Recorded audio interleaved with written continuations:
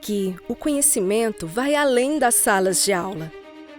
A gente leva adiante, mais longe, para a ciência, para a inovação, para a cultura, para a educação, para o mercado de trabalho, para a transformação.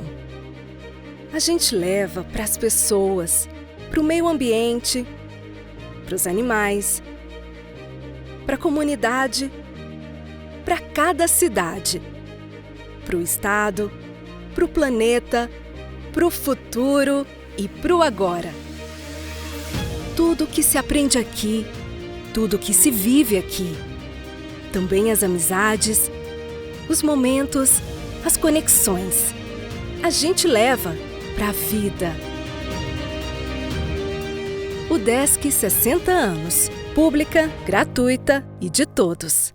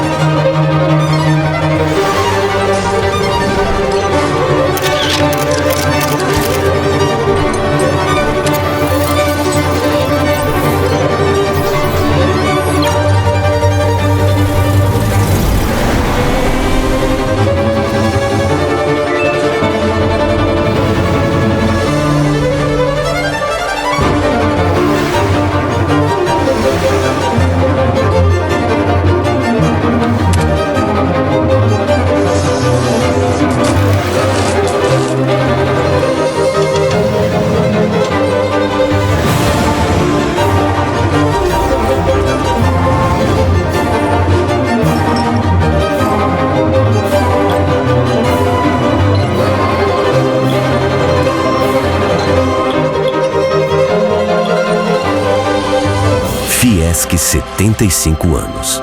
Nossa matéria-prima sempre foi o futuro.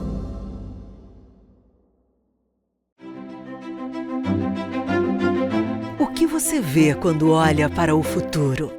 Vida. Vida repleta de oportunidades para aprender. Aprender a conhecer, aprender a fazer, aprender a ser, aprender a conviver, aprender a aprender. E a nossa Univille é um lugar de vida e de aprendizagens. Aprendizagens no ensino, desde a educação básica até o ensino superior, por meio da relação pedagógica entre professores e estudantes. Construindo conhecimento e empregando metodologias de aprendizagem ativa e tecnologias educacionais. Aprendizagens na pesquisa científica e tecnológica, abordando problemas relevantes e propondo reflexões e soluções, junto à comunidade nas mais diversas áreas do conhecimento. Aprendizagens na extensão universitária, interagindo com as pessoas e as comunidades, compartilhando conhecimentos e colaborando com a construção de futuros pacíficos, justos e sustentáveis por meio de uma educação transformadora das realidades.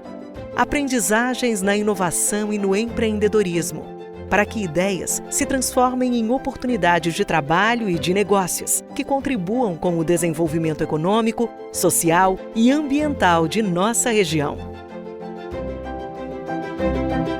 Contribuímos ativamente para o desenvolvimento socioambiental, tecnológico e humano.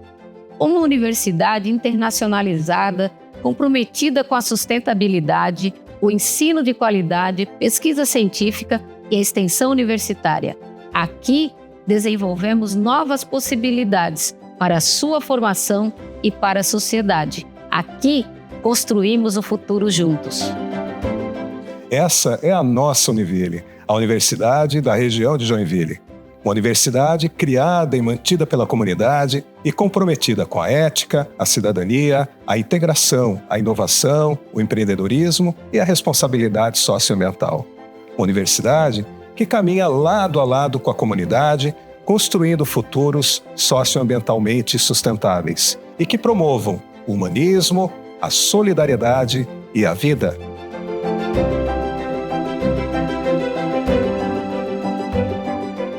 Univille, a universidade da sua vida.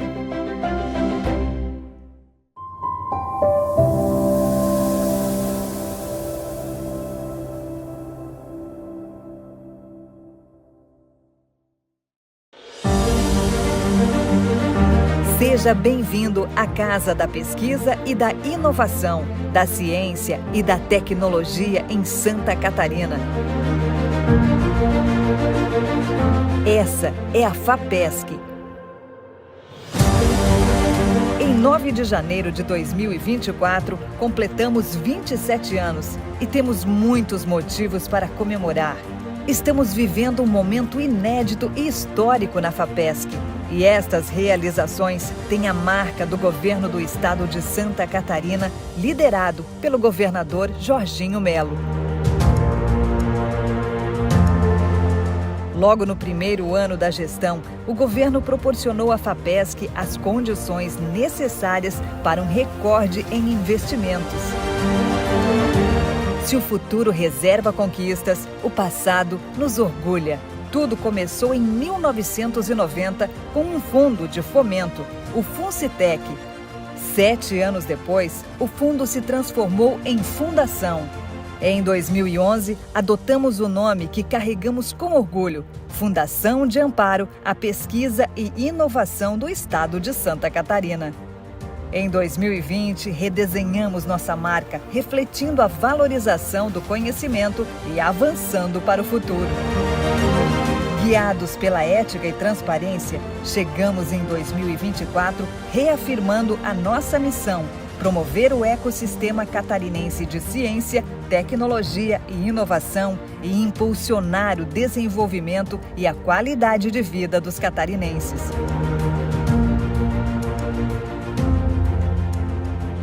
FAPESC, a força da pesquisa e inovação em Santa Catarina.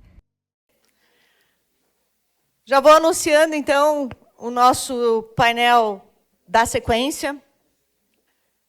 Nós vamos falar sobre um tema, novamente, extremamente importante dentro desse contexto de tudo que a gente está falando aqui, que é a questão da transformação digital, e também vamos ter aí contribuições importantíssimas, né? Falando dos desafios da transformação digital nos negócios.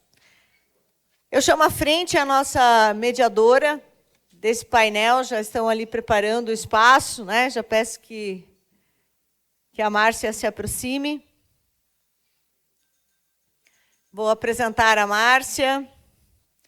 Profissional em gestão de pessoas, graduada em administração e especializações em gestão de equipes e de alta performance, pedagogia empresarial com ênfase em gestão de pessoas e MBA em saúde mental, com 20 anos de experiência na área, atualmente responde pela assessoria de gestão de pessoas na Fiesc Regional Planalto Norte e Vale do Itapocu, uma grande parceira. Voluntária da JCI São Bento do Sul desde 2009, da qual foi presidente em 2016. Muito obrigada, Márcia Graciete Uba Chupei, pela sua participação.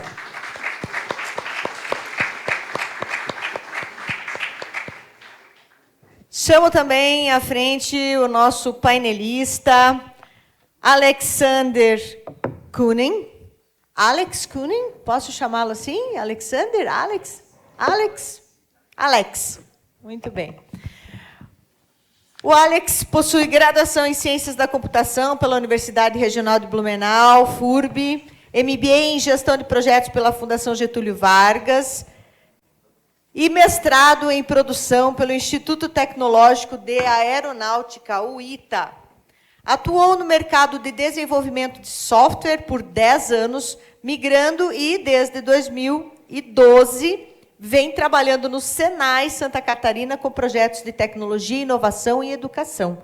Atualmente está como gerente de Educação 4.0, importantíssimo tema aí, com o objetivo de impulsionar os conceitos e tecnologias da 4ª Revolução Industrial nos negócios de educação da instituição, aliado à gestão de infraestrutura educacional e desenvolvimento de parcerias. Obrigada, Alex, pela sua participação.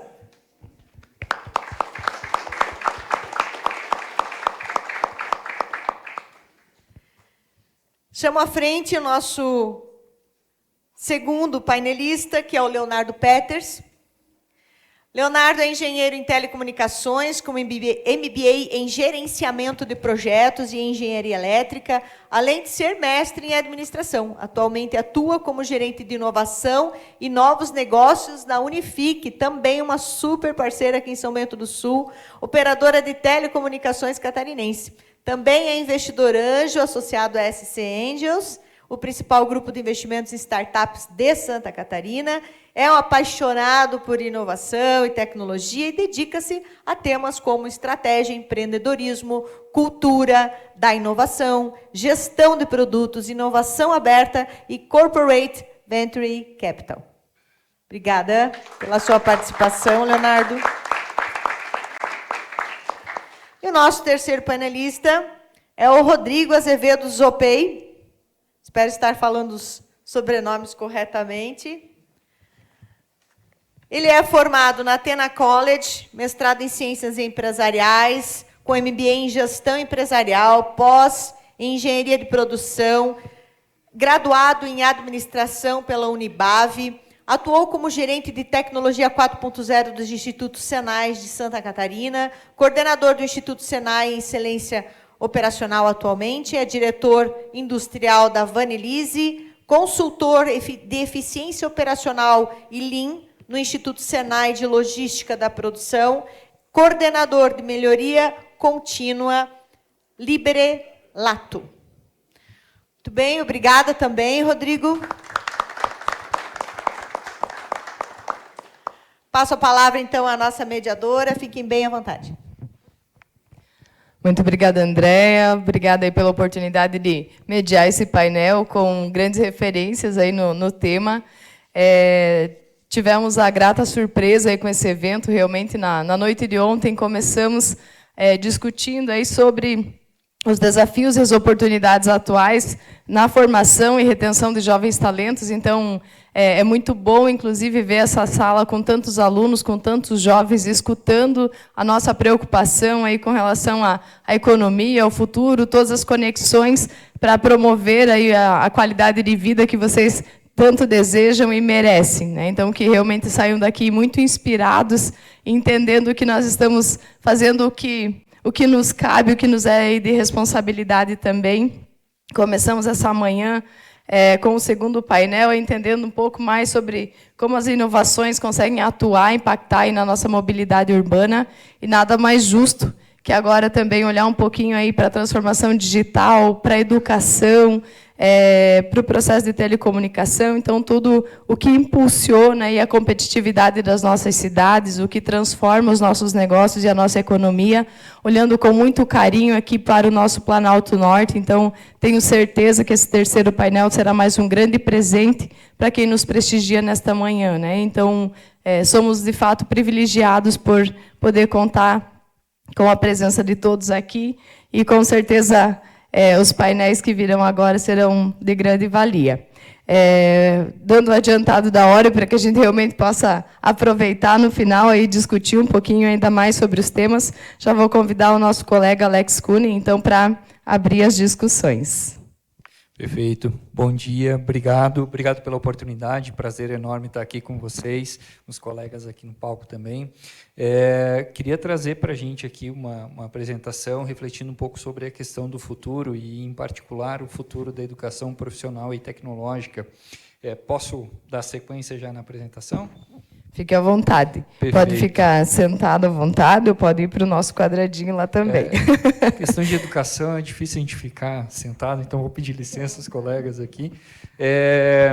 Pessoal, para a gente falar um pouquinho de futuro, trouxe algumas informações bem fresquinhas aí, para a gente usar como referência.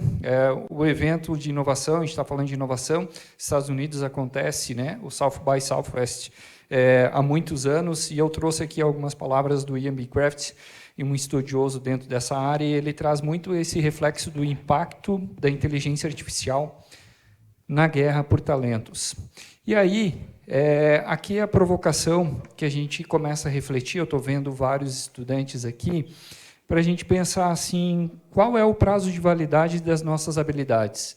Depois que eu me formar, por quanto tempo, em média, essas habilidades continuam válidas? Se a gente olhar para o passado, no século passado, o que nós tínhamos, em média, é que os primeiros 22 anos de vida a gente fazia a educação básica, a gente fazia o ensino médio, fazia, eventualmente, alguma formação técnica ou de graduação, e isso era suficiente para suportar uma carreira profissional por 30 anos, em média. E depois, mais no finzinho, a gente fazia uma nova qualificação, e aí a gente se aposentava, em média, aos 65 anos. Só que o mundo está em transformação, como todos sabemos, e isso impacta muito fortemente no prazo de validade das nossas habilidades. No século atual, a gente está numa transição que saímos de 30 anos de validade e estamos nesse momento, segundo esse estudo, que tem a ver com estudos de ofertas de vagas do LinkedIn, de 5 anos, em média, de validade de uma formação. Então, eu fui lá, fiz um técnico, né, em alguma titulação, ou me formei em engenheiro. Isso dura, em média, 5 anos. E depois, com o passar do tempo, a tendência é que isso comece a durar 2 anos e meio, 1 ano e meio, eventualmente, no futuro, até 6 meses. E aí, quando a gente começa a olhar isso para a nossa carreira, como é que a gente vai fazer para a gente conseguir estar atualizado, já que tudo muda e muda tão rápido assim? Quais são os desafios? Basicamente, quando a gente olha para o mercado de trabalho, dentro desse estudo aqui, a próxima guerra por talentos ela está centrada em 2 fatores. O primeiro fator é quão rápido eu consigo adquirir uma habilidade? Quão rápido eu consigo ter conhecimento, eu consigo aplicar aquele conhecimento e ter domínio nesse conhecimento. Ou isso associado na eficiência dessa transferência, dessa habilidade. Quão rápido eu consigo guiar você dentro desse processo para que, de fato, você consiga fazer uma transição eficiente e rápida. Nessa perspectiva aqui, a gente tem estudado não só sobre esse trabalho, vários outros. A gente tem trabalhado no programa que a gente chama Futuro da Educação Profissional e Tecnológica. E como que a gente está olhando para isso aqui? Primeiro, a gente trabalha para a indústria, então a gente quer transformar a nossa educação profissional e tecnológica em escala através da personalização e prática digital. O que isso quer dizer na verdade? A gente hoje está trabalhando com laboratórios digitais, a gente está trabalhando hoje com tecnologias de IA para a gente conseguir fazer tutoria, guiar o nosso aluno no processo de aprendizagem. Nós estamos com Smart Labs fazendo a digitalização de laboratórios digitais para coletar dados que tragam eficiência para o processo de ensinar e aprender. E a gente tem uma plataforma, a Habilita, que a gente tem focado bastante em IA. Sobre essa plataforma aqui, em específico, não vou ter tempo para passar por todas, mas acho que é um exemplo clássico aqui de como que a gente pode fazer para encurtar o tempo de eu customizar um curso para uma indústria que a gente possa estar trabalhando. Nós criamos um método de customização, esse método ele era essencialmente manual, fazíamos um diagnóstico junto à indústria, detectávamos, por exemplo, para eletricista, quais são as capacidades, as tarefas que ele faz, quais são os gaps que a empresa tem, criávamos uma trilha personalizada para essa indústria, para essa ocupação, fazíamos o curso e depois a liderança da empresa validava junto àquele colaborador se ele estava habilitado a fazer aquelas tarefas ou não. Usando inteligência artificial hoje, a gente consegue já automatizar o processo de consulta de uma tarefa de um eletricista no banco de ocupações na internet. Antes eu tinha que traduzir para o inglês. Agora eu escrevo eletricista, automaticamente traz todas as tarefas que um eletricista faz, um mecânico, enfim, qualquer ocupação, um engenheiro.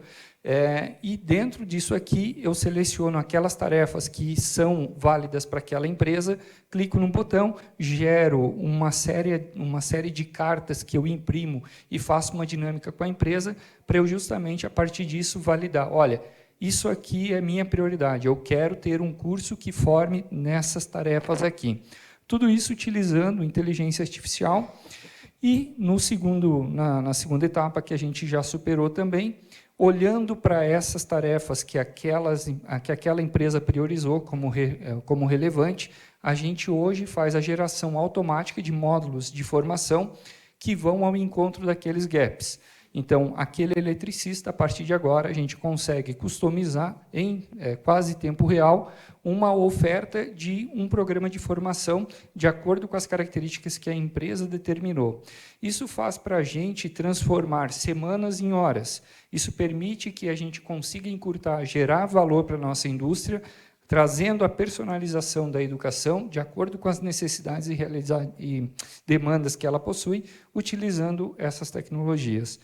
Para a gente fechar aqui, outro exemplo, laboratórios digitais. A gente começou a trabalhar com esse tipo de laboratório de acionamentos elétricos, que eu vi que tem um aqui embaixo, um pouquinho diferente, mas esses aqui no Senai, a gente tem 36 laboratórios idênticos a esse aqui, em São Bento também, e o que acontece é que, imagina o professor dando aula aqui desse lado, ele não consegue enxergar o grupo de alunos que está lá na última face, lá na última bancada. Como é que eu consigo acompanhar esses alunos para a gente saber se, de fato, eles estão conseguindo executar as atividades ou não?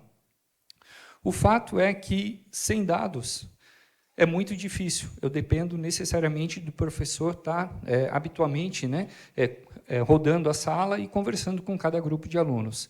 Mas quando a gente começa a criar um gêmeo digital, quando eu começo a trazer esse laboratório para o mundo digital e eu começo a permitir que meu aluno consiga fazer vários exercícios de laboratório no seu computador, no seu celular ou num óculos de realidade virtual, eu automaticamente permito que esse aluno consiga estudar não apenas dentro do Senai, mas também em qualquer outro ambiente, seja em casa, dentro da indústria, onde ele estiver.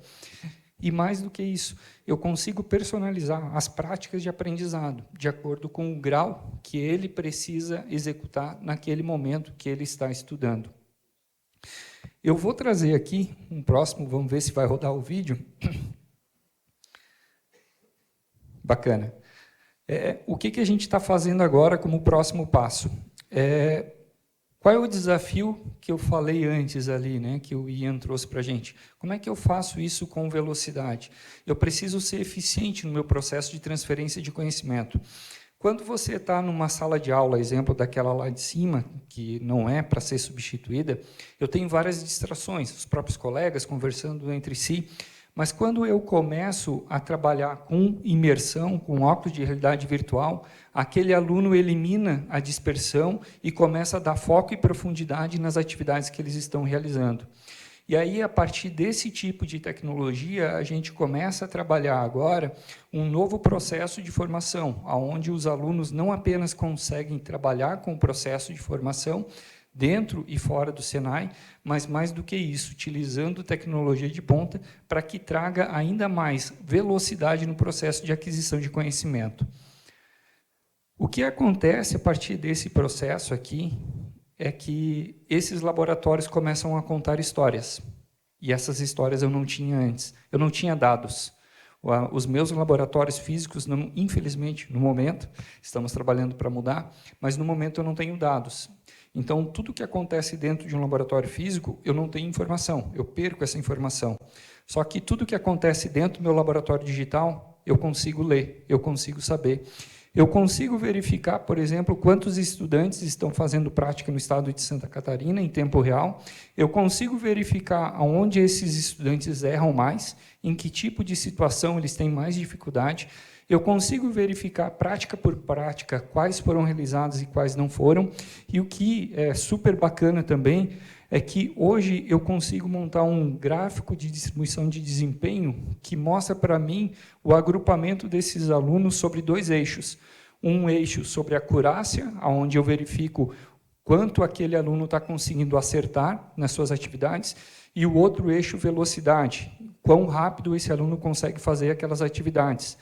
E esse quadrante inferior aqui traz para mim o gráfico onde os alunos estão tendo mais dificuldade na média em relação à turma. E quando eu clico em qualquer uma dessas bolinhas, eu sei qual é o estudante e eu sei aonde ele está errando. E eu, como professor, vou chegar naquele estudante e dizer, olha, Alex, eu vi que tu está com dificuldade na parte de acionamento, na parte de estrela triângulo. Então, vou te ajudar a fazer esse exercício aqui para você recuperar esse conhecimento. E isso traz uma capacidade de a gente gerar esse conhecimento com eficiência. Como que a gente está hoje, né? Esses números, na verdade, são do início de maio, então já são superiores a esse. No ano passado, em escala piloto, a gente trabalhou com 250 estudantes, um índice de satisfação desses estudantes e docentes de 9. Trabalhamos em 3 modalidades e realizamos 800 práticas. O bacana é que a nossa meta para esse primeiro semestre, que não terminou, eram de 300 alunos, junto com docentes, atuando e usando isso de forma voluntária, por interesse próprio. Já estamos, na verdade, chegando a 500 alunos, já superamos mais de 5.000 práticas digitais sendo realizadas, trabalhando em modalidades da educação profissional e ensino superior, abrangendo o estado de Santa Catarina e trazendo para a gente a riqueza dos dados. Sem os dados, a gente nunca vai conseguir gerar uma inteligência. Todo mundo está falando de inteligência artificial. A inteligência artificial não é nada se ela não tiver dados. E a partir do momento que eu consigo acumular isso aqui em escala, eu consigo verificar isso com mais propriedade e começo a fazer, por exemplo, os estudos que a gente tem realizado agora, predição. Se o aluno começa a fazer um tipo de exercício e segue um determinado caminho percorrendo para tentar resolver aquele exercício, antes de ele concluir, eu já estou fazendo o teste de predição para dar um feedback para ele que aquele não é o melhor caminho. Que ele, antes de concluir, ele já pode ter um feedback dizendo, olha, dá para você rever, porque eu acho que da forma que você está tentando realizar isso, você não vai conseguir ter sucesso. E isso traz para a gente a capacidade de a gente atuar de forma personalizada dentro de um ambiente de laboratório, onde um aluno está fazendo uma atividade prática. E só para fechar aqui, isso que eu estou mostrando para vocês aqui, em particular, esse laboratório vai ser aplicado para o Brasil inteiro. Se a gente já tem uma riqueza de dados, utilizando dados em Santa Catarina, imagina quando a gente tem uma esfera nacional. O quanto que a gente não vai conseguir utilizar de valor em relação a esses dados para que a gente consiga apoiar nesse processo de educação. Pessoal, é isso da minha parte, fico à disposição, tá bom? Obrigado.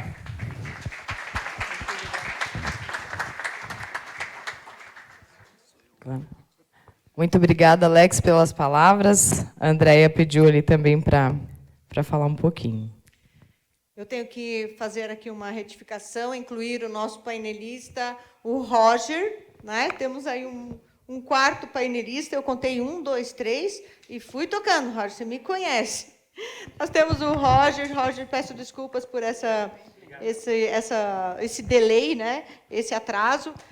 O Roger é um parceiro aqui do Centro de Inovação há muito tempo, foi aquele que trouxe os projetos de IoT, a primeira versão de projetos IoT que nós tivemos implantado com experiência em empresa e em governo, está lá no SAMAI, está lá na Tecmatic, foi o Roger que nos apoiou com a empresa Golias. O Roger tem uma história, né, já começada aqui em São Bento e que vai continuar com os próximos projetos do Centro de Inovação. Você é tão da casa, Roger, que eu faço essas coisas, está vendo? Então, o Roger Medic é o cargo, né? Ele já tem um perfil aí profissional para ser palestrante e conselheiro de inovação e inteligência artificial, um mestre no assunto, vai contribuir também. Obrigada. Com certeza, Andréia, com certeza chega em tempo ainda, né, Roger? E finalizando ali a fala do Alex, acho que falávamos muito ontem sobre ser atrativo para os jovens, né? As nossas cidades, as nossas empresas. Então, muito bom ver que já começamos a ser atrativos desde o processo educacional, né? Lá que começa a nossa paixão por aquilo que nós fazemos, lá que começa o nosso despertar para as carreiras e para tudo aquilo que nós conseguimos contribuir para a economia da nossa cidade, né? Então, acredito que foi um grande alento aí ao nosso coração ver tudo aquilo que já está ao alcance das nossas mãos e espero realmente que chegue aí a nível nacional muito em breve, porque é o nosso momento de transformar, olhando aí especialmente para a nossa região. Roger, no meu roteiro você já é o próximo, então chegando aí, Roger, vamos lá. É o teu momento aí de brilhar no palco. Oi. Fica à vontade. Bom dia a todos. Está perdoada. Imagina. Tem a minha apresentação. Eu trouxe aqui uns 200 slides, então vou ser bastante breve. Brincadeiras. Trouxe só alguns pontos aqui para a gente falar um pouquinho. e tangibilizar algumas coisas quando a gente fala sobre transformação digital. Então, para quem não me conhece, eu sou esse cara aqui. Minha rede social principal é o LinkedIn, onde lá eu posto alguns artigos e falo, semanalmente publico artigos falando sobre transformação digital. Tem um livro que eu publiquei em 2020, antes da pandemia, inclusive eu tinha esse tema, esse assunto, onde eu falava sobre transformação digital. E o subtítulo do livro, percebam que é Criando um Novo Mindset. Quando a gente fala de transformação digital, geralmente a gente tenta colocar a tecnologia no centro, mas na verdade não é. Então, eu vou compartilhar alguns insights aqui. Então, quando a gente olha para a transformação digital no contexto geral, a transformação digital em si tem basicamente 3 pilares. E o que a gente tem no centro aqui? A gente tem principalmente pessoas. Nós estávamos falando, inclusive, antes de começar hoje o nosso bate-papo aqui, no café, falando justamente sobre a mudança, os desafios de cultura, enfim, e a gente chegou justamente nesse aspecto de capacitação das pessoas, Então, acho que esse é o grande desafio que a gente tem quando a gente fala de transformação digital, quando a gente fala de inovação, e agora, principalmente, sobre inteligência artificial. Não é sobre tecnologia, mas sim sobre pessoas. Bom, avançando aqui, quando nós olhamos para o Índice de Transformação Digital Brasil, esse aqui é um estudo que a PwC fez 2 anos, então, em 2023, a gente tem um número aqui embaixo que 3,3, ou seja, essa pesquisa feita desses diversos setores da indústria, e em 2024 a gente melhorou um pouquinho, de 3,3 a gente foi para 3,7. Isso mostra, na verdade, esse relatório está disponível na internet, depois vocês podem pesquisar, existem vários desafios aqui. Por que a gente evoluiu tão pouco? Nós falávamos também aqui da questão, o desafio da cultura da mudança, cultura principalmente sobre a questão do aspecto de usar a tecnologia a favor de resolver problemas e não colocar a tecnologia no centro como se fosse o foco. A gente está vendo falar muito sobre inteligência artificial, mas IA já se fala há muito tempo. Assim como transformação digital já se falou bastante. Assim como indústria 4.0 já vem se falando, por exemplo, desde 2014, mas a gente ainda não fez a nossa lição de casa, os nossos trabalhos, digamos assim.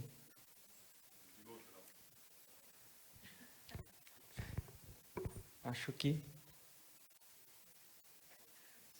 Só voltar aqui. Bom, então isso aqui reflete um pouquinho do porquê a gente precisa avançar em relação à digitalização em praticamente todos os negócios. Então, só para a gente ter esse indicador. Aqui alguns aspectos interessantes que são o quê? Fatores potencializadores da transformação digital.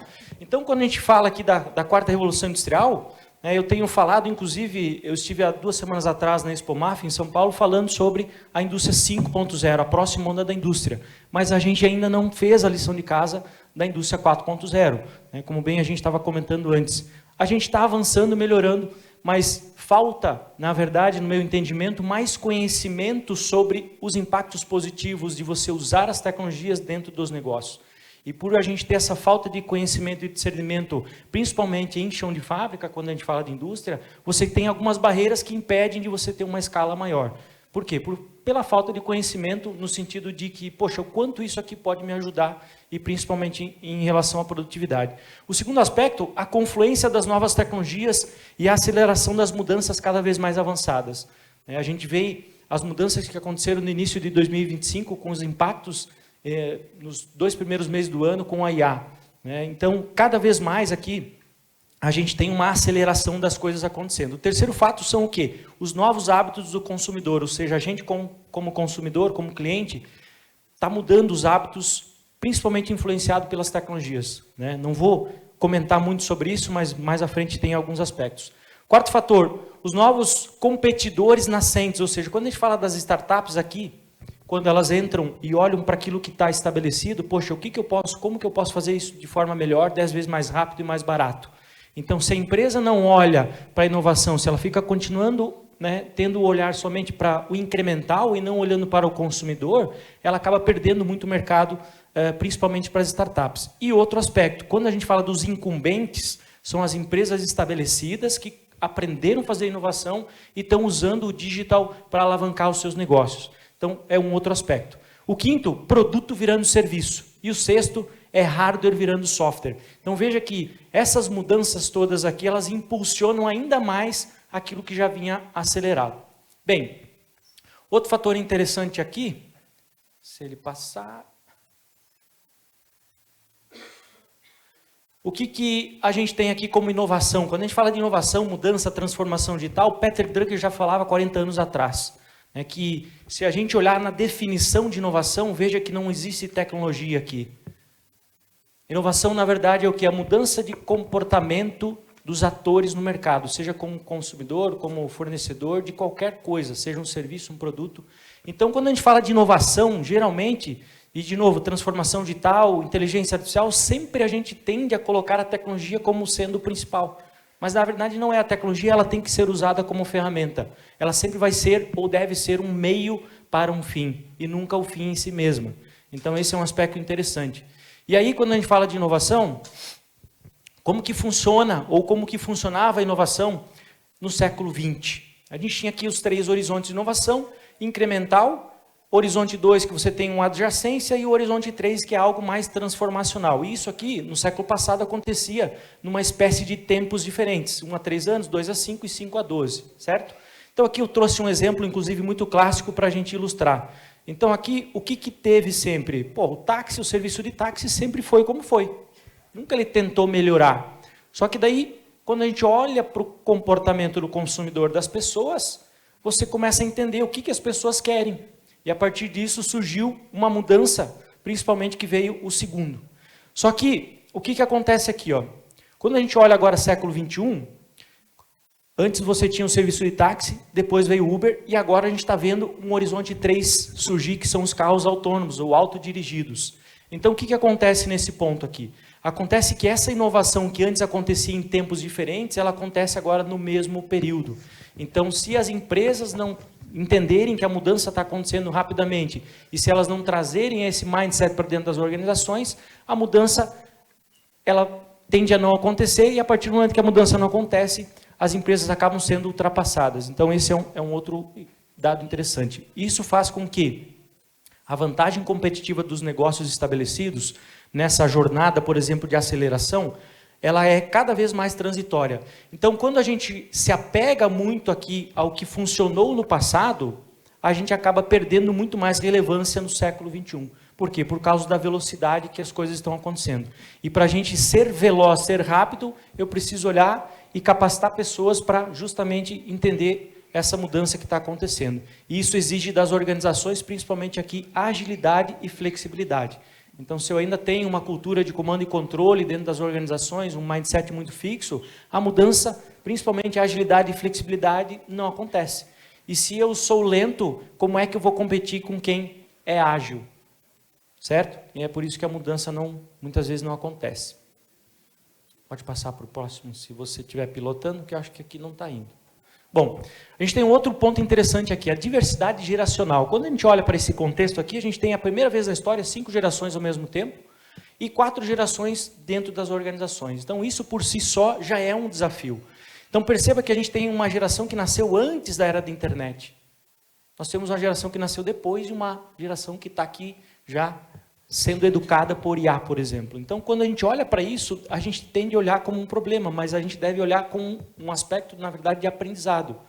Cada geração aqui tem algo a nos ensinar. Como que a gente aprende juntos, dentro das organizações, dentro da sociedade, para entender o lado do outro, gerar essa empatia e, a partir disso, a gente criar algo que realmente faça ou torne ou leve um impacto melhor para dentro das comunidades, dentro das indústrias, dentro da empresa. A gente falou das cidades hoje de manhã aqui, né? Então, acho que esse é um ponto que a gente tem que olhar como aprendizado e não como problema. O próximo ponto interessante, ainda pegando essa jornada, Indústria 4.0 fecha aqui. Cada cor dessa aqui tem a ver justamente com alguma tecnologia que a gente usa, E o que acontece? Nós temos aqui a indústria 5.0. E a indústria 5.0, enquanto que a 3, a 2 e a 4.0 a gente falava de produção em massa, é fazer mais do mesmo, ou seja, um lote de 1000 peças da mesma unidade, mesma cor, tamanho, enfim, você buscava eficiência operacional para aquilo ali. Só que agora o que acontece? Devido à mudança de comportamento do consumidor, o que as empresas vão precisar fazer para se manter relevantes? Personalização em massa. Tem vários exemplos de indústrias e empresas que já estão indo para essa pegada. Eu trago sempre o exemplo clássico, quando eu falo de sinais de futuro, o exemplo da Tesla. Então, Não é propaganda da Tesla, não, mas só para a gente ilustrar. Então, você entra lá no contexto da Tesla, eu quero comprar um carro com a roda no tamanho X, a cor do carro Y, o interior com tais acessórios, você vai lá e configura aquilo que você quer. E aí a Tesla vai lá e produz o carro personalizado para você. E quando a gente olha para o processo produtivo, 100% automatizado, hiperautomação, fábricas, né, no chão de fábrica, você não tem pessoas praticamente ali no processo produtivo, você tem máquinas, equipamentos acontecendo, por isso que ela consegue entregar uma personalização em massa. E aqui vai exigir, inclusive, quando a gente fala de pessoas, é trazer as pessoas de volta para o chão de fábrica, porém com qualificação. O Shinzo Abe, primeiro-ministro japonês, falou em 2020 o seguinte: a partir do momento que o Japão implementou a automação a nível máximo dentro das suas indústrias, chegou-se ao ponto de que, poxa, inclusive o Japão foi o primeiro país a cunhar o termo a sociedade 5.0, né, a Smart Society. Ele falou assim: nós erramos novamente quando a gente colocou as máquinas no centro e não as pessoas. Então, sempre se colocou máquinas, equipamentos no centro e deixou-se as pessoas de lado. E agora, no século XXI, as pessoas são o centro. E quem olhar para o cliente, entender o cliente, vai conseguir criar vantagem competitiva baseado em dados, que é o que a gente estava comentando aqui. Bom, indo para o nosso finalmente, outros dados interessantes, não vou me ater a todos eles, mas essa é uma pesquisa dos CEOs aqui, que foi feita no mundo inteiro, 4.700 CEOs. E o ponto importante aqui que eu quero citar é isso aqui, ó. 34% dos executivos identificaram um aumento de receita, 45% deles não acreditam que os seus negócios vão sobreviver mais 10 anos se não mudarem. Então, se a gente continuar mantendo o status quo, fazendo a mesma coisa, os negócios vão perder relevância cada vez mais. Então, acho que esse é um dado bem importante aqui, que tem a ver um pouquinho com transformação digital, no contexto de mudança de mentalidade, de cultura. Avançando aqui. Acho que não está indo. Bom, quais os impactos, né, que a transformação digital pode trazer para os negócios? Então, eu citei aqui 4 elementos. Então, empresa, cliente, colaborador e sociedade. Enquanto empresa, obviamente, tudo que a gente coloca a tecnologia como ferramenta nos ajuda a ganhar performance, a ganhar produtividade, certo? Não tem como não ganhar produtividade e geração aqui de valor, de vantagem competitiva. Em relação ao cliente, a palavra que eu destaco é isso aqui, ó. O que a gente busca? Conveniência, é facilidade, né? Quanto um negócio analógico tem muito atrito no meio do caminho. Agora, a tecnologia facilita muito. Então, o que a gente geralmente busca aqui? Conveniência, porque o custo cada vez mais, as barreiras de saída estão cada vez menores. A qualidade já virou commodity. Então, quem não entregar a qualidade já está fora. E pô, mas como que eu entrego essa qualidade? Eu tenho uma conveniência, eu tenho um atrito, né? E a gente vai ver, né, uma ascensão, principalmente aqui, dos agentes de IA, gerando cada vez mais conveniência para tirar o atrito do meio dos negócios. Em relação a colaboradores, obviamente a gente tem aqui um contexto de conexão das pessoas, de fazer com que as pessoas produzam mais num ambiente que elas estejam mais felizes, mais confortáveis. E, obviamente, tudo isso resulta numa sociedade, né, com um impacto mais alegre, mais feliz, e a gente tentar fazer alguma coisa, né, que deixe esse mundo melhor para uma próxima geração. E aí, faltam mais 2 slides para a gente concluir. O que todos esses negócios aqui têm em comum? Quando a gente olha para as inovações, as tecnologias, eles colocaram uma coisa no centro aqui, que foi principalmente o cliente. Para entender a conveniência, entendendo o cliente, usando a tecnologia, eles foram lá e criaram soluções que, por exemplo, hoje todo mundo usa, ou praticamente muita gente usa. Por que não foram as empresas tradicionais, quando a gente pega, né, a parte de streaming de vídeo, Spotify, de músicas, enfim, todos esses serviços, eles ofereciam algo que eram estabelecidos. Então, pô, você não podia comprar uma música, você tinha que comprar um CD inteiro. Mas eu queria uma música só, não tinha como. Então foi lá criar um serviço, por exemplo, e digitalizou. E aí você escuta agora essa música. Um exemplo. Por quê? Está aqui, ó. A maior ameaça para qualquer negócio é não entender o cliente. Não é o meu competidor. E se eu não conseguir entender o cliente, de novo, como é que eu vou entender o cliente? Eu preciso ter indicador, eu preciso ter dados, informação. E aí que entra a transformação digital, a digitalização do negócio para você capturar esses dados, transformar a informação e, a partir disso, transformar essa informação em transação. Ou seja, como que eu ganho mais dinheiro usando principalmente o dado que o cliente me retorna. Exemplo que a gente pode ter como produto. A gente usa as redes sociais praticamente e não paga nada, tudo é gratuito. Mas, em troca, tem a nossa atenção, ou seja, nós somos o produto. Então, quantos dados, quantas informações as redes sociais têm sobre nós? E é isso que eles usam, principalmente para gerar marketing, para vender uma série de coisas que a gente não está ligado, mas que automaticamente tem um rastro digital que está ali, né? Então, esse é o ponto. A maior ameaça é não entender o cliente. E aí eu vou encerrar com essa frase aqui do Clayton Christensen, ele é o autor do livro O Dilema da Inovação, professor da Harvard Business Review também. Ele fala o seguinte: as empresas boas morrem por fazer a mesma coisa durante muito tempo. Esse é o resumo. Ou seja, se eu não entender que o mercado está mudando, que o comportamento está mudando, e se eu manter o meu modelo industrial de mindset de produção em massa, de fazer aquele processo seriado, se eu não entender que isso não faz mais sentido para muita coisa, eu preciso olhar para fora, entender o comportamento, voltar para dentro da empresa, produzir a solução e entregar cada vez mais rápido. Então, quem fizer essa mudança, e por isso que isso é mudança de mentalidade. E como que você faz isso? Usando a tecnologia, capacitando as pessoas. Eu acho que esse é o ponto principal. E com isso eu encerro. Eu gosto sempre de trazer essa frase aqui, que os velhos mapas não nos levarão para os novos caminhos. Então, a gente vai ter que desaprender algumas coisas e reaprender coisas novas, né? Como falava já Alvin Toffler, em 1970, que o analfabeto do século XXI não era quem não soubesse ler ou escrever, mas quem não souber desaprender e reaprender para essa nova era. E com isso, eu encerro. Obrigado.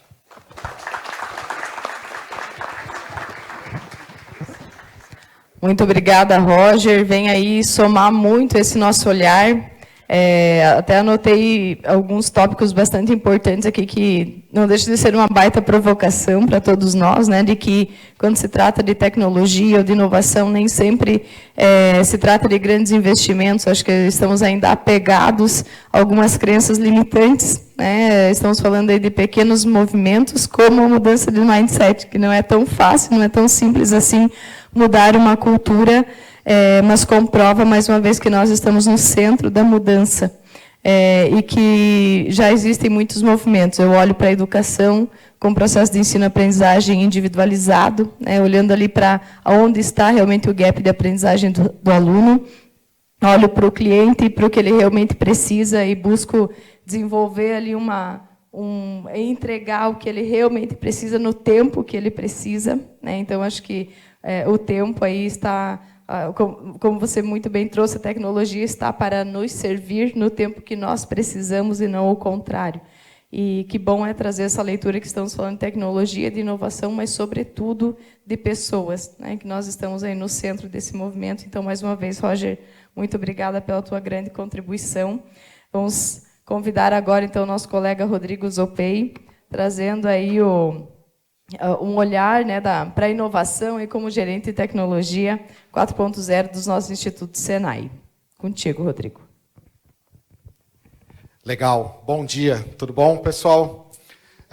Prazer estar aqui. Obrigado pelo convite. Muito bacana.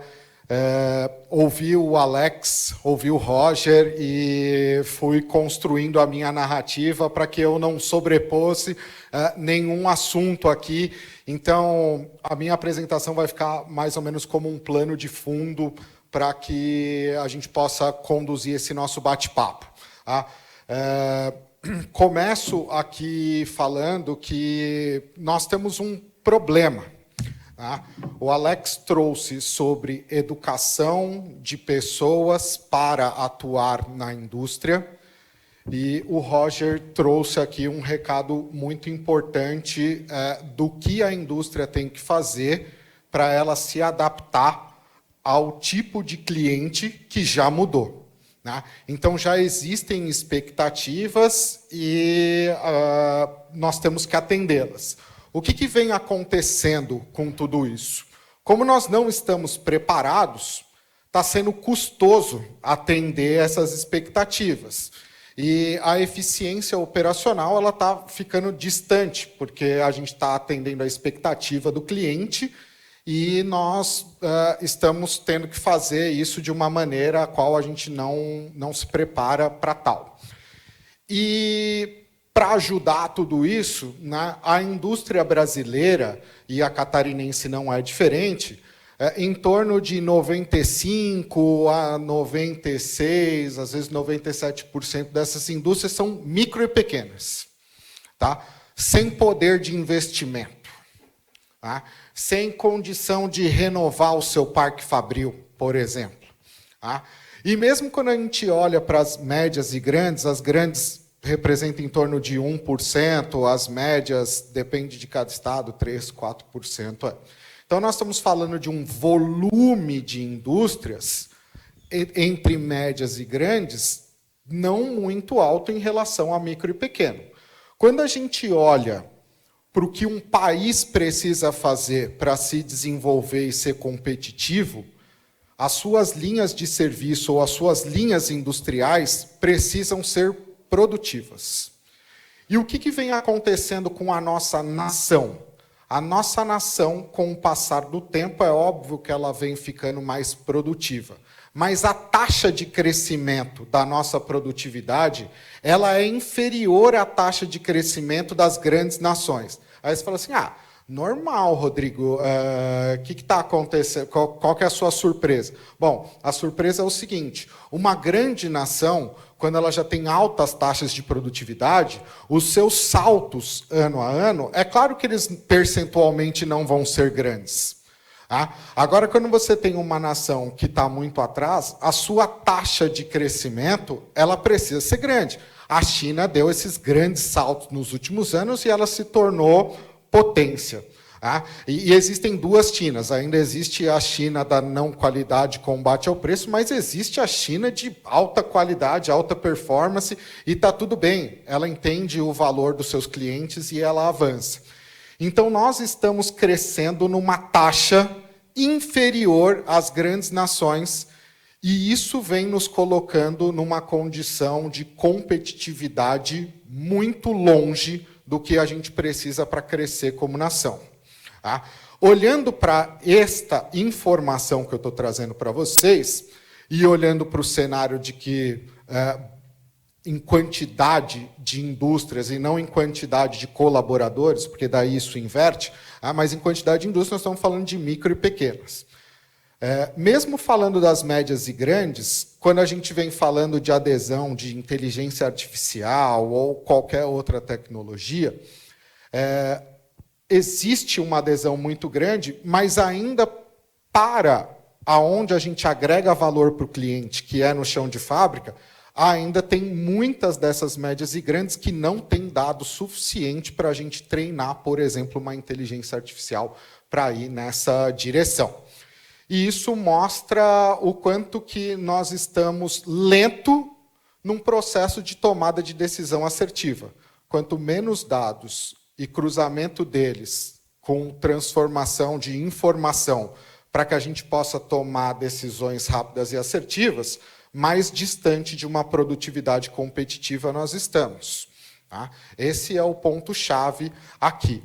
E a gente trabalha, obviamente, com inúmeros serviços. E aqui a ideia não é falar de um serviço e que esse serviço é a condição que a gente precisa atingir, sim ou não. É só uma forma de mostrar o quanto que a gente tem gap nessa questão e o quanto que aquilo que o Alex estava trazendo mais cedo é relevante. Tá? Ou nós desenvolvemos pessoas e damos condição da indústria de entender o quanto que está o seu gap tecnológico para que a gente avance numa jornada que ela está no passo a passo correto, ou nós vamos queimar essas etapas e aqueles recursos financeiros, por exemplo, que são extremamente importantes, eles podem ser perdidos ao longo do tempo. Desperdiçar recurso não é parte do meu vocabulário. Nós precisamos mudar isso daqui, seja ele humano ou de capital. Então, existem formas da gente mostrar isso para a indústria. Nós podemos fazer diagnósticos de de como que nós estamos na maturidade digital, nós podemos fazer diagnósticos de como está o nosso parque fabril ou o nosso negócio, porque transformação digital é algo de negócio e não algo só de fábrica, né? Esse é um ponto chave aqui. Então, quando a gente fala nessa questão de tomada de decisão rápida e assertiva, nós precisamos olhar para o nosso chão de fábrica, por exemplo, e eu estou só trazendo um exemplo de chão de fábrica, para a gente entender estatisticamente como é que ele performa. E vou falar para vocês, quando a gente fala de estatística, a gente tem uma quantidade de profissionais muito pequena que domina essa questão. Então, quando a gente apresenta, por exemplo, a simulação computacional, o pessoal fica mais feliz de ver o vídeo do que ver a estatística. Por quê? Porque nós não estamos preparados como nação para lidar com o cruzamento de dados e transformar informação e tomar decisão. Então, a transformação digital vem acelerar, te dar a informação. O que você vai fazer com aquilo ainda é o nosso grande desafio. Eu e a Alex estávamos conversando sobre isso mais cedo. Se a gente não preparar o pessoal para isso, nós teremos problemas. Então, é possível tomar decisões assertivas se a gente tiver bons dados, lidar com estatísticas e a gente poder transformar a nossa indústria nessa questão. Quando a gente trabalha, por exemplo, com simulação computacional, basicamente nós estamos criando um modelo, esse é um modelo estatístico, onde a gente pode analisar uma série de questões, mas basicamente o quanto que aqueles recursos estão retornando de proveito para o negócio. Quando a gente fala de transformação digital, a palavra de ordem, isso não sou eu que falo, são todos os institutos que dominam isso, é lucro. Se nós não estamos investindo em tecnologia, pessoas e tudo isso para gerar mais lucro para o negócio, nós estamos tomando as decisões erradas aqui. Parece que é pecado, né, falar que a gente tem a nossa empresa para gerar lucro, mas é absolutamente verdade. Eu troco o meu tempo por salário. No fim das contas, quanto mais eu valorizo o meu tempo dentro do meu trabalho, mais lucro eu tenho na minha empresa Rodrigo Zopei, sozinho. Então, o que a gente faz aqui é analisar todos os pontos estatisticamente do negócio para gerar valor para a empresa, que, no fim das contas, está gerando valor para o cliente. Dessa forma, nós precisamos de uma série de informações para essa tomada de decisão. O que a gente quer aqui? A gente quer que, numa etapa de projeto, que a gente possa visualizar, e o Roger trouxe isso naquela questão das inteligências artificiais, o quanto que a gente está fazendo tudo simultaneamente, é essa questão aqui. Ao invés da gente ir implantando e aprendendo, a gente tem a condição de, no momento enquanto é projeto, simular diversos cenários distintos, com projeções de crescimento sim ou não, para a gente tomar excelentes decisões agora, que não impactem o futuro, e isso faça com que o nosso desprendimento de recursos seja menor e a gente possa ser mais assertivo. E isso retorna mais lucro para o negócio. Perfeito? Esse é o ponto dessa questão. Então, é possível criar cenários do estado atual ou já criar cenários totalmente futuros, baseado em dados. Aonde que a gente está tendo problema aqui? A indústria não tem dados. Aí a gente chega e fala assim, gente, existe uma tecnologia muito legal que vai te ajudar, tal, não sei o quê. Só que aí a gente ainda está numa etapa a qual a gente ainda não domina o que acontece dentro do nosso próprio negócio. A gente fala assim, não, mas o meu time faz isso e aquilo. Eu falo assim, tá bom, então vamos lá. Qual é a sua taxa de manutenção dos seus equipamentos, entre ele quebrar e a gente consertar ele aqui historicamente para a gente colocar isso dentro de um simulador e ver, e se a gente saber se a gente tem que trabalhar mais manutenção preventiva ou preditiva, etc. Ou não. Não, isso eu não monitoro. Eu falo assim, então a gente começa a parar por aí. Bom, a gente começa a parar por aí. Não dá para você criar um modelo estatístico de encurtar e ver o quanto que você tem que investir agora, de construir um roadmap da sua transformação, se a gente não conhece o que está agora.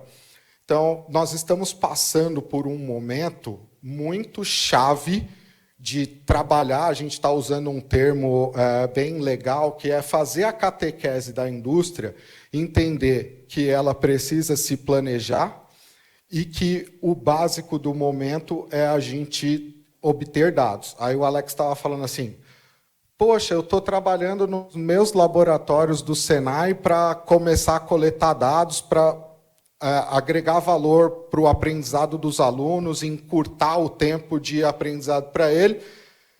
A gente está fazendo isso e está chegando numa indústria que ainda não tem esses dados, né, Alex? Aí os nossos alunos chegam lá e falam assim, eu aprendi no Senai, mas eu não tenho esse acesso aqui. Então, existe uma certa frustração ainda do que está ocorrendo nesse ponto. O ponto-chave é assim, se nós entendemos os nossos fluxos, os nossos tempos, entendemos qual é a movimentação e tudo, é possível avançar nessa transformação dos nossos negócios. Do contrário, nós ainda temos que percorrer a etapa inicial. Quem conhece aí o modelo da Acatec, a gente tem que percorrer ainda o estágio número 1 do modelo para poder começar a ganhar escala nesse ganho de produtividade.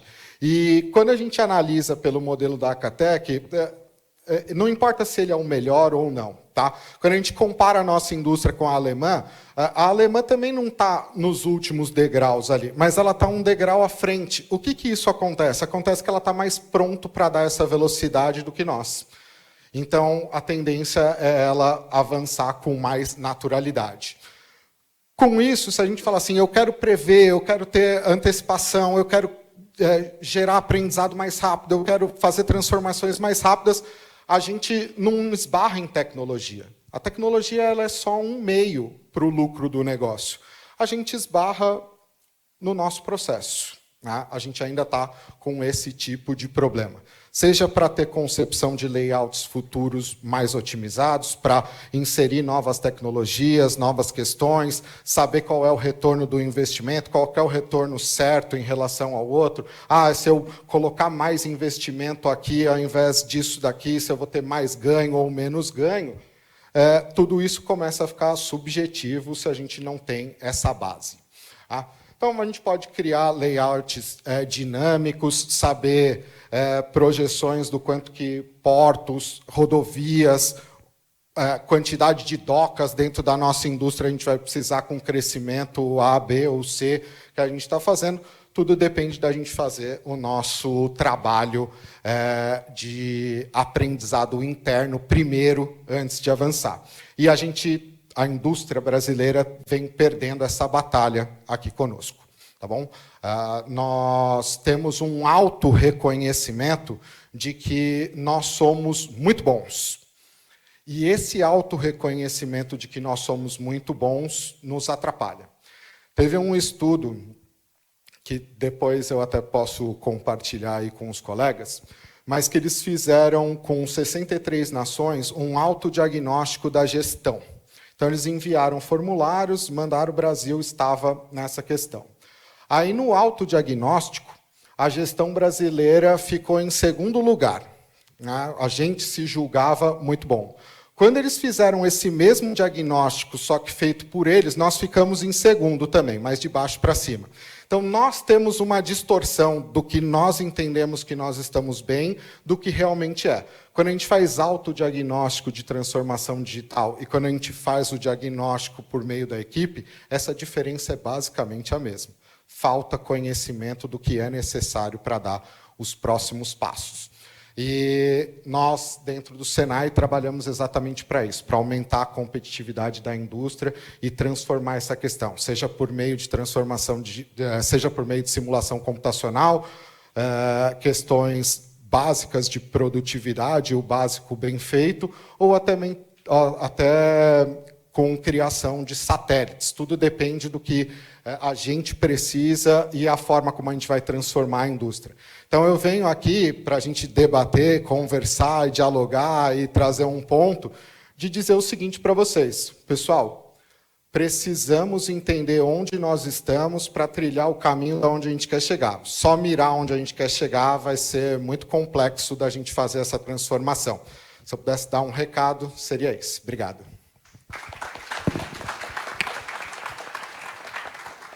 Muito obrigada, Rodrigo. Com certeza aí acrescentou o nosso olhar, né? Acho que além da mudança de mindset, agora tem um processo importante de autoconsciência, né? De reconhecer aí os nossos gargalos e os nossos gaps enquanto nação, inclusive.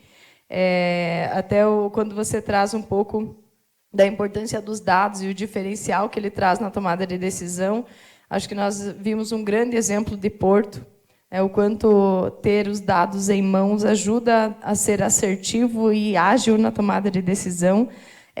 E também quero destacar que ontem a Condor fez essa menção, né? O Alexandre Vigers, no seu painel, ele trouxe a iniciativa da Condor de alfabetizar os seus profissionais na análise de dados. Então, se eu não me engano, o nome do projeto ele ainda é recente, mas era com dados. Acho que foi essa a menção que ele trouxe. A importância das indústrias também perceberem o quão analfabetos ainda somos na leitura de estatísticas, de dados, porque aí a gente pode ter a tecnologia que for, mas sem ter o que alimentar, realmente travamos ainda mais o processo evolutivo, né? Então, mais uma vez, aí, obrigada, Rodrigo, pelas contribuições. Vamos fechar esse primeiro momento aí do nosso painel agora com o Leonardo Peters, da Unifique, trazendo aí um pouquinho mais do cenário da telecomunicação e de toda a inovação que tem aí como impulsionador da nossa economia. Então, é contigo, Leonardo. Beleza. Muito obrigado. Bom dia a todos. Falar um pouquinho sobre o desafio que a gente falar sobre transformação digital, falar um pouquinho sobre cidades inteligentes, falar um pouquinho sobre futuro, né? A gente está falando aqui, todos os painelistas aqui falando sobre futuro efetivamente, né? Então, acho que o evento como um todo ele discute muito o futuro e traz riqueza, né? Então, para os estudantes, por exemplo, que estão aqui, que estão pensando quais são as profissões do futuro, talvez a resposta está em muitas falas aqui desse evento, desse painel, né? E aqui primeiro eu faço uma pergunta sobre o Planalto Norte, né? A gente vai falar um pouquinho sobre o Planalto Norte, se a gente vai ser aqui só consumidor de tecnologia ou se a gente vai protagonizar, né? A gente pode ser consumidor e é ótimo, sim, mas a gente pode protagonizar talvez, né? As soluções não estão mais apenas nos grandes centros, a gente vai falar um pouquinho sobre isso, né? E qual que é o impacto que a tecnologia traz para as cidades? Então, por que eu quero tecnologia, né? A gente fala muito em tecnologias, as empresas buscam tecnologias, gestores públicos buscam tecnologia, as empresas buscam tecnologia. Mas o que isso aqui pode trazer para os nossos municípios, né? Uma economia, chama-se economia verde, tem alguns conceitos aí que mudam, né? Mas é uma economia na base tecnológica pouco poluente, nada. A gente tem várias indústrias, né? As indústrias que precisam manufatura, a gente precisa da indústria manufatureira, né? A gente precisa desse trabalho, mas quando a gente fala de tecnologia pura, ela é uma economia verde, é uma receita sustentável, principalmente se a gente fala para os municípios, né? Então, é um ISS agora de baixo custo, que eu preciso pouca rodovia, pouca infraestrutura, preciso pouco saneamento, os resíduos são mais limitados. Então, ela é uma economia, uma receita sustentável para os nossos municípios quando a gente fala de tecnologia. Ela é uma receita que traz um retorno grande para os municípios. E o emprego e renda, né? O Santa Catarina é um destaque aí quanto à empregabilidade em tecnologia. A gente vê o nível de renda, né? Tem alguns estudos aí que falam pelo menos 3 vezes a média nacional, né? Dentro do setor de tecnologia. Então, é uma renda altamente com valor agregado. Então, isso aqui tudo traz riqueza para os municípios, mas quando eu falo dos municípios aqui, é refletindo no cidadão, é refletindo em quem mora nessas cidades, né? E o que atrai essa tecnologia? O que a gente faz para trazer tecnologia? O que precisa para vir tecnologia aqui para São Bento do Sul, para Campo Alegre, para Rio Negrinho, para a nossa região como um todo, né? A gente tem um desafio, né? Porque tem até uma competição grande de tecnologia, né? A gente fala que trazer antes as empresas, trazer negócios para as empresas era muito só a doação de terreno, por exemplo, né? Se usou muito isso aqui como, eu vou lá dar um desconto no imposto, né? Mas será que isso realmente vai ser suficiente para trazer, né, tecnologia? Tem a questão de base, né? Então, o que eu faço de base? O que eu preciso de base? Eu preciso ter uma base tranquila, que é saúde, educação, segurança, né? Principalmente saúde e segurança como base de qualidade de vida. Né? A professora Gabriela falou um pouquinho sobre qualidade de vida aqui, né? Se não tiver qualidade de vida, você não vai atrair tecnologia. Você não vai atrair profissionais de tecnologia. Tem que ter a base, tem que ser bem feita. Né? Então, o Roger trouxe o conceito do Clayton Christensen lá, falando da ambidestria, né? A gente primeiro tem que fazer muito bem feito, o incremental a gente tem que fazer. O básico a gente tem que fazer bem feito. Né? A empresa que a gente falou um pouquinho sobre a Unifique, o que ela tem que fazer, o que ela busca aqui de cidades inteligentes. A gente quer trazer um conjunto de soluções, mas primeiro tem que fazer o meu básico, eu tenho que ter conectividade. A internet tem que funcionar, a conectividade tem que ser melhor. Então, no município, a gente entende que o básico precisa ser feito primeiro. Né? Não adianta eu falar de solução sonhadora sem ter um atendimento do que as pessoas realmente precisam no primeiro plano, né? As necessidades básicas. Infraestrutura e conectividade, infraestrutura tecnológica principalmente, né? Mas conectividade. Eu posso atrair um profissional de tecnologia para a Serra de Campo, aqui em Campo Alegre? Posso, desde que eu tenha conectividade. Se eu não tiver conectividade, nenhum profissional de tecnologia vai estar naquele ambiente lá. Né? Talentos locais e atração de pessoas inteligentes. Então, talentos locais, como que eu desenvolvo as pessoas? Me falou sobre educação aqui. Como atrair pessoas boas para cá, como formar pessoas boas dentro do meu ambiente local e como trazer esse profissional de fora. Ambiente inovador e políticas que impulsionam. Né? Isso aqui cria um ambiente inovador. Esse tipo de evento, esse tipo de iniciativa, o Centro de Inovação tem esse papel principal, né, de criar um ambiente inovador, criar um ambiente que é propício. Né? Então, a gente falou aqui hoje sobre cultura de inovação. Se não tiver um ambiente que proporcione a inovação não acontece. Não acontece no governo, não acontece na empresa, não acontece nos cidadãos. E políticas que impulsionam, né? O colega da FS comentou, às vezes não é o governo que vai puxar, mas pelo menos não pode atrapalhar. Né? Esse é um principal papel que eu preciso ajudar a não criar travas, porque muitas vezes a legislação, o modelo que a gente tem, isso tudo, ele trava a inovação. Então a gente precisa de políticas que facilitem, que destravem a inovação. E o que torna nossas cidades inteligentes? Falando um pouquinho sobre cidades inteligentes. Tem vários conceitos, né? Se eu perguntar para 50 pessoas, talvez a gente tenha 50 conceitos diferentes de cidades inteligentes. Né? Então, é igual definir inovação. Define inovação. Cara, a gente vai pegar, cada um vai dizer uma frase diferente aqui, talvez com sentidos até diferentes, distintos. Né? Mas o que tornam essas cidades efetivamente inteligentes? Né? Eu trago aqui uma questão que a gente tem que trabalhar com problemas. Então, o Roger colocou muito bem aqui, cara, precisa das pessoas no centro, né? Não é tecnologia. Por último, aqui está vindo a tecnologia, né? Mas o que liga tudo isso aqui é problemas reais. Se eu pedir para vocês, pensem em uma solução de cidade inteligente. Cada um pensa aí numa solução de cidade inteligente na cabeça. Muitas pessoas vão pensar no semáforo inteligente, por exemplo. Se eu for num pequeno município que nem tem semáforo, não adianta eu falar de semáforo inteligente, que o trânsito, que a mobilidade não é um problema? Para outros municípios, isso aqui é um grande problema, uma grande solução. Então, tem que ter problemas reais. Não adianta eu falar de solução, pensar na solução sem pensar no problema. Eu tenho que pensar no problema, que é isso que a tecnologia tem que trazer para resolver. Tem que ter dados, porque o que liga tudo isso aqui, e aí a gente combinou muito bem, né? Fez várias reuniões para alinhar o discurso aqui, né, do painel. O que liga a educação do futuro, o que liga a indústria do futuro, o que liga o profissional do futuro e o que liga as cidades do futuro são dados, informações.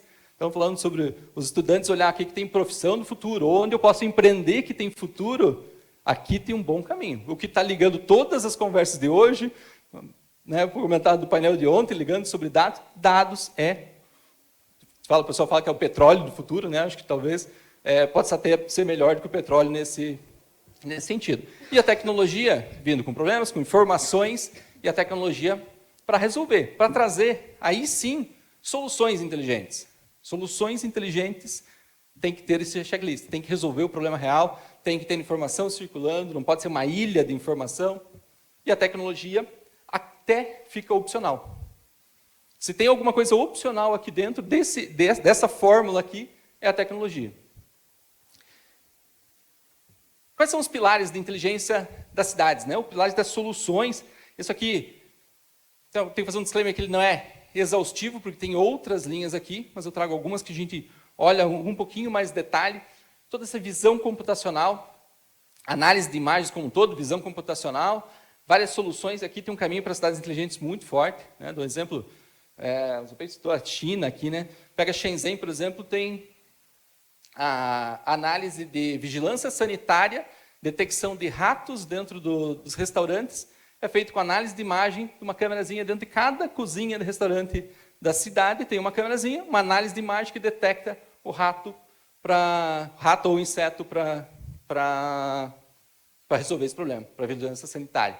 Então, isso aqui resolve na prática. Né? Na prática, análise de imagem resolvendo. Esse é só um exemplo. Né? Posso detectar vários outros. Quais são os problemas nossos aqui? Então, tenho problema com galho caído na rua da limpeza urbana, é um problema? Posso criar um analítico que entende esse comportamento e nos alerta. IoT e sensoriamento, talvez aqui até dentro do IoT, mesmo, eu posso falar de um conjunto grande de opções, que é o atuar, eu ler informações e atuar, né? Então, IoT que é a internet das coisas, mas eu colocar a internet em todos os dispositivos, né? A gente já viu várias soluções aqui, o que eu posso trazer de conexão e extrair dados através do IoT. Fontes renováveis e eficiência energética, a gente fala de trazer tecnologia, trazer dados, se a gente não tiver energia suficiente para alimentar tudo isso aqui, para trazer toda essa interação. E se eu não tiver eficiência nos meus processos, falo de energia elétrica, mas eficiência, a gente estava conversando também antes ali no café sobre a eficiência no processamento de dados também, né? Posso trazer inteligência artificial para tudo. Onde que eu vou ter esse processamento? Onde que vai estar essa inteligência? Tem que ter eficiência nesse processamento também. Governança e participação cidadã. Se eu quero falar de problemas, se eu não estiver lendo, observando o meu cliente, né? O cliente de uma cidade é o cidadão, quem está lá na ponta, eu tenho que entender quem está vivendo aquilo ali, porque, mais uma vez, eu tenho que resolver um problema real. Se eu não tiver essa interação com o humano, se eu não colocar o humano no centro da cidade, não tem uma cidade inteligente. Dados e integração. Então, mais uma vez, é o que liga tudo isso aqui. Tem um grande trabalho aqui de Big Data, de trazer integração de vários serviços, porque, senão, mais uma vez, eu crio ilhas. Então, eu tenho uma ilha do trânsito, uma ilha da segurança, uma ilha da educação, e talvez a riqueza está em juntar todos esses dados e tomar decisões inteligentes, que aí sim nos torna inteligentes, torna cidades inteligentes, tomar decisão com várias fontes de dados. E a conectividade, que aqui eu tenho que fazer a propaganda da Unifique, né? A conectividade, a gente entende, na nossa visão, que liga tudo isso aqui, que tem a forma da integração de todos esses caminhos. Se a gente quer soluções com dados vindo de múltiplas fontes, eu preciso ter o meio de transitar elas. Então, se eu tenho o IoT lá na ponta, a internet das coisas lá na ponta, atuando com sensor lá no nível do rio, eu preciso ter essa informação sendo transmitida em tempo real, tomando decisões em tempo real, através da comunicação. Então, ele é um elemento integrador e que cria essa possibilidade de trazer a convergência entre as soluções que a gente tem dentro das cidades. Vamos um pouquinho só sobre o papel da Unifique, rapidinho, vou mostrar. Vamos ver se tem acho que o vídeo... Acho que era para ter um vídeo, talvez não funcionar aqui, mas queria falar um pouquinho sobre o papel da Unifique, né? Então, a Unifique é uma operadora catarinense, atua no sul do país. A gente é referência hoje, é líder de mercado em Santa Catarina de banda larga, fixa, né? Então, internet com fibra lá na casa do cidadão. A gente está muito forte nessa parte de conectividade. Hoje é uma operadora móvel também. A gente está implementando uma rede 5G. Então, todo esse braço de conectividade como um todo, né? Esse é o core business, né? O negócio principal da Unifique. Mas a Unifique também se posiciona em cidades inteligentes como um fornecedor. Então, fornecedor de conectividade, mas fornecedor também de soluções. Então, dou um exemplo, a gente tem câmeras com análise de imagens, com detecção de pessoas, animais, veículos, leitura de placa, detecção facial. A gente tem soluções, por exemplo, de telemedicina. Então, a gente está num conjunto de soluções atendendo as cidades, não apenas como fornecedor da conectividade, mas também da camada de soluções. A gente também comentou hoje bastante sobre a questão de cibersegurança, né? Então, a gente tem um portfólio forte de cibersegurança, porque eu vou colocar uma cidade, vou colocar todos os dados da minha cidade dentro do ambiente digital. E a segurança disso, né? A gente já viu aqui vários exemplos aí de empresas sendo atacadas e municípios sendo atacados. Olha o risco que a gente tem, né? Tem uma chance de o caos se tornar se a gente não tiver um bom caminho de cibersegurança. Então, a cidade inteligente ela acaba permeando por várias áreas de conhecimento, né?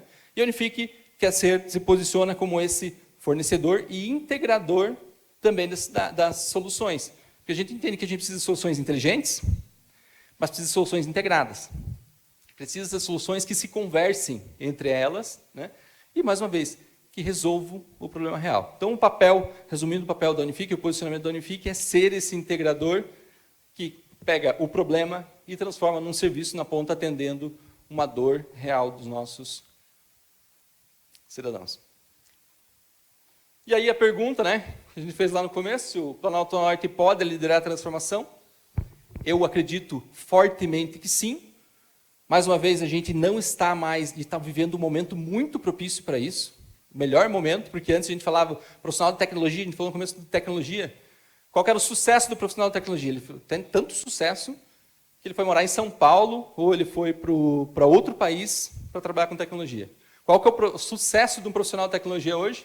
Ele é tanto sucesso que ele veio lá de São Paulo para morar aqui no interior de Santa Catarina. Esse é o sucesso. Então, mudou muito. A gente tem muita capacidade. Não precisa, para o próximo Uber sair da nossa região, não tem barreira nenhuma mais. A barreira para a tecnologia não está na cidade, na localização geográfica.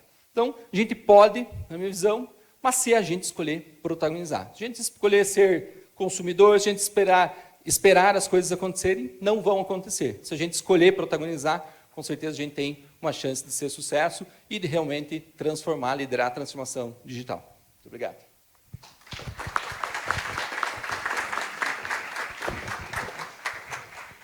Muito obrigada, Leonardo. Com certeza fecha aí com chave de ouro esse nosso painel. E olha que interessante, né? Você traz muito a questão da conectividade, da convergência, de tudo que... E acredito que fecha muito, né? Entrega o tema aí desse nosso Inova Planalto Summit, que são conexões internacionais, né? Impulsionando a economia do futuro.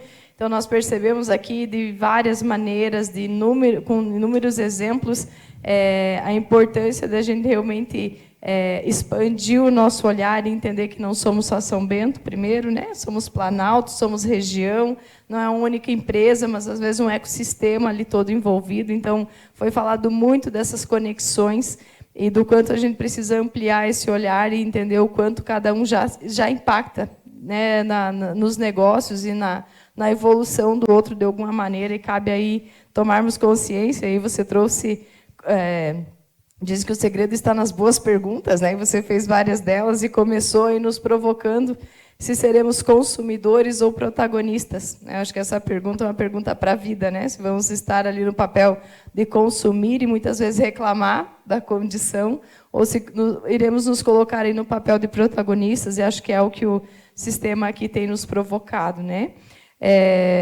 Quero também trazer aqui, fechando, acredito que essa manhã, o espaço para que alguém da plateia faça alguma pergunta, algum comentário.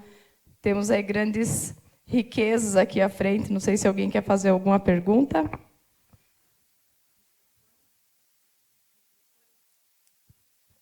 Aqui tem uma.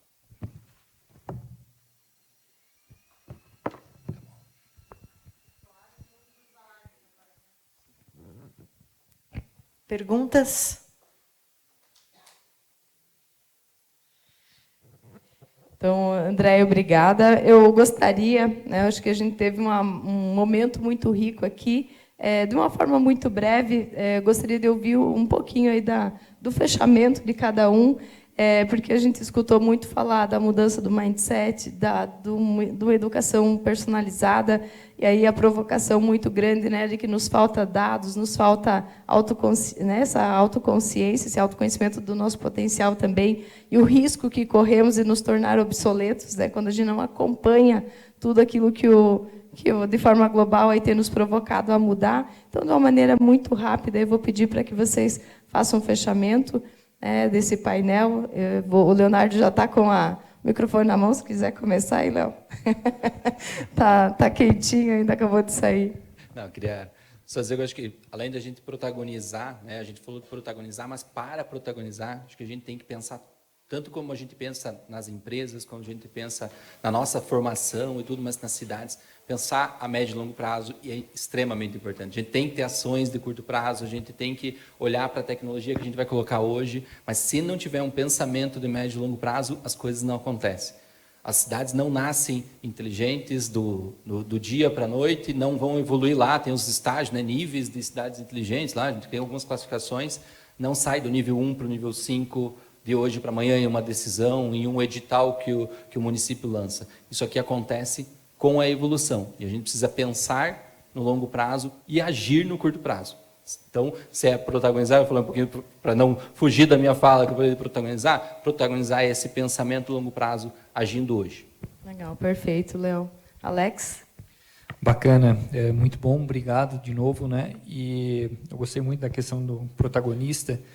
E o protagonista é você, somos você, somos nós, né? E para ser protagonista todo dia, né? A cada dia a gente pode tomar decisões que vão nos fazer ser protagonistas ou seguidores.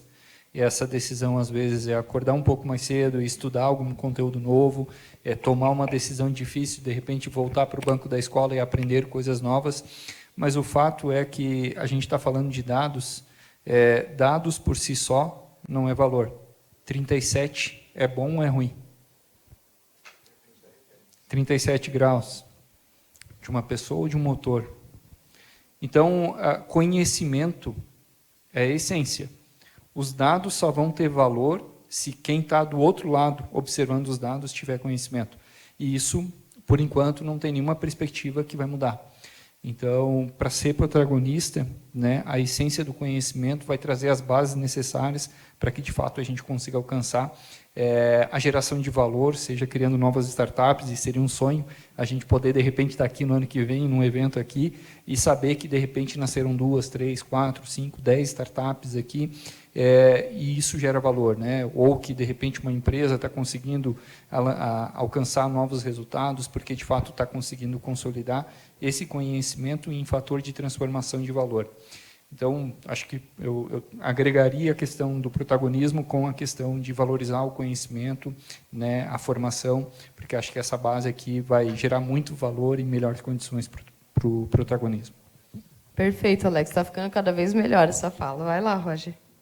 Bom, acho que, falando em protagonismo, acho que o evento já é um protagonismo aqui para o Planalto, né? Vocês estão de parabéns, porque a mudança ela é lenta, né? Assim como Sêneca falava que o crescimento é lento e a ruína é rápida.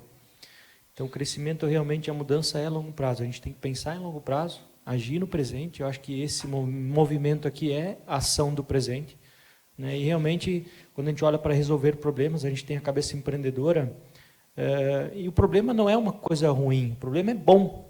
Imagina se a gente não tivesse problema, não teria oportunidade de empreender, né? De criar soluções, de gerar emprego, de gerar renda. Então, o problema, na perspectiva do empreendedorismo, é ótimo, porque você pode melhorar, você pode buscar eficiência, gerar renda, criar realmente soluções que gerem impacto, principalmente para as cidades, né?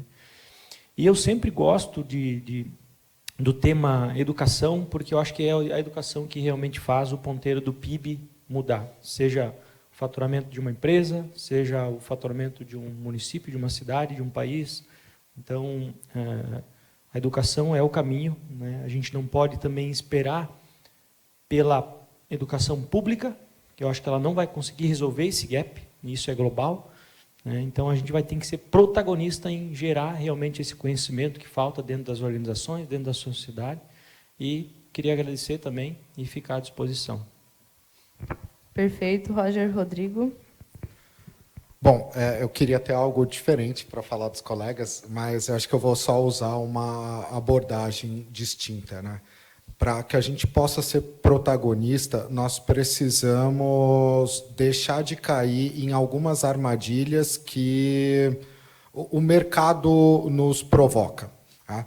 Então, eu vou dar um exemplo disso. Talvez um tema que está em alta hoje, além de inteligência artificial, é o ESG. Tá?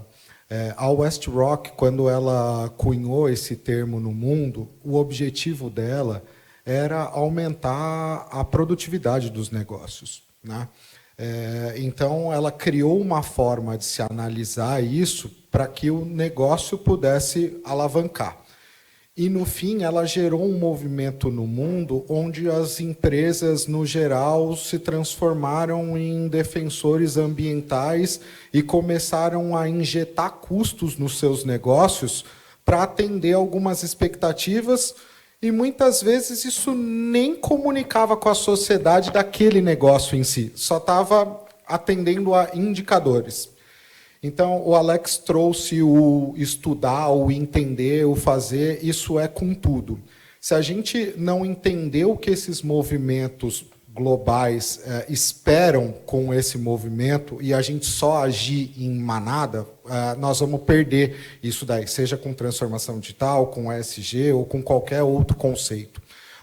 Então, estávamos conversando aqui, eu e o Roger, no paralelo, dizendo o seguinte: quando um negócio ou um mercado ele entende uma necessidade da dor, como o Léo trouxe, ele dá um jeito para o problema de infra que se tem. Né? O agronegócio talvez seja um dos negócios mais conectados do mundo. O brasileiro, então, a agricultura, né? A pecuária ainda tem que trilhar um caminho um pouco maior.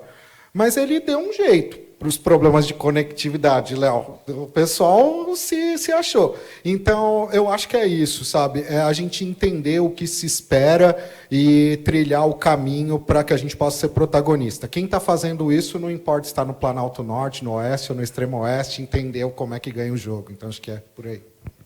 Perfeito, Rodrigo. Acho que com as tuas palavras nós encerramos esse momento.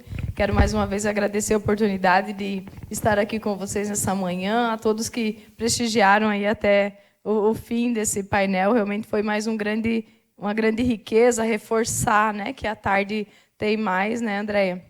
A programação ela realmente ficou riquíssima. Agora à tarde nós teremos o painel Internacionalização de Negócios, Estratégias para Empresas do Planalto Norte. Então, mais uma grande oportunidade aí para que vocês estejam conosco no período da tarde. Convidem aí a comunidade a ser protagonista. Começa com esse despertar e vir aqui desfrutar de tanto conhecimento, de tantos profissionais referências escolhidos realmente a dedo e com muito carinho pela equipe organizadora. Então, mais uma vez, obrigada e bom almoço, boa tarde a todos, aí que o evento continue essa grande riqueza que tem sido. Muito obrigada.